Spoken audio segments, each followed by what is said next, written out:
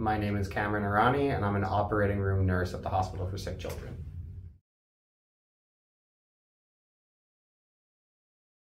So the OR scorecard is a benchmarking tool that institutions can use to compare themselves to other institutions to understand how they're doing on certain key environmental sustainability metrics. For example, how they're doing with anesthetic gases, reusables, waste management, and energy management. The scorecard was created after TASN realized, or the Toronto Academic Health Science Network, realized that there was a gap in the care we were providing to patients with regards to environmental sustainability. They did a literature review and identified over 25 different key metrics that should be taken into consideration, and narrowed it down through the process of interviewing every hospital and key stakeholders within each organization to identify the top 10 that were priorities at that time.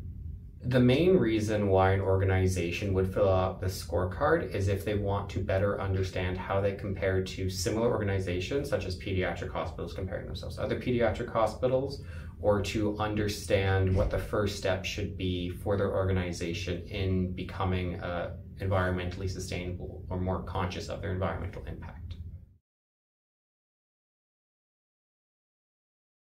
To use the OR Sustainability Scorecard, there's two different versions that were created. There's one which is very streamed and slimmed down for your executives and leaders.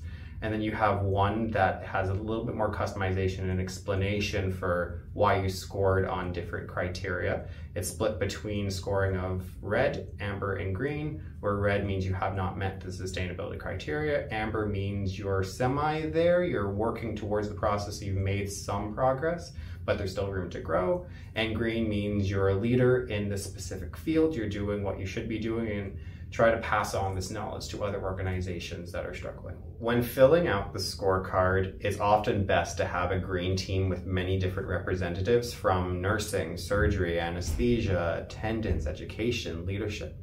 What I found when creating the scorecard was that not one person knew the answers to everything, so it was necessary to get as much involvement as possible. You use the OR scorecard as if it was a report card. You grade yourself on the different criteria, and from grading yourself, identify with your leaders and with your green team within your organization to pick what specific things you want to start focusing on for the year.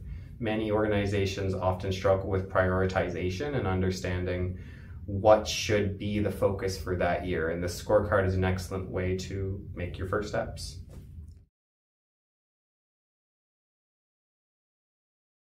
Leadership and executives have responded quite positively to the CEO version, which is very slimmed down because it breeds competition. No institution likes seeing a lot of reds, they like to see greens.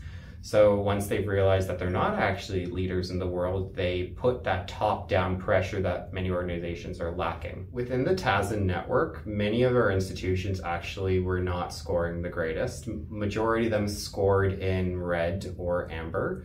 There are a couple institutions though where they were green nearly across the board, and that was because they had dedicated the time and the resources and had created lasting, long-standing green teams within their perioperative environment and could take the time to prioritize this work. In particular, where many organizations are taking big strides though is in the banning of desflurane, and how easy it is actually to take that off of a hospital's formulary.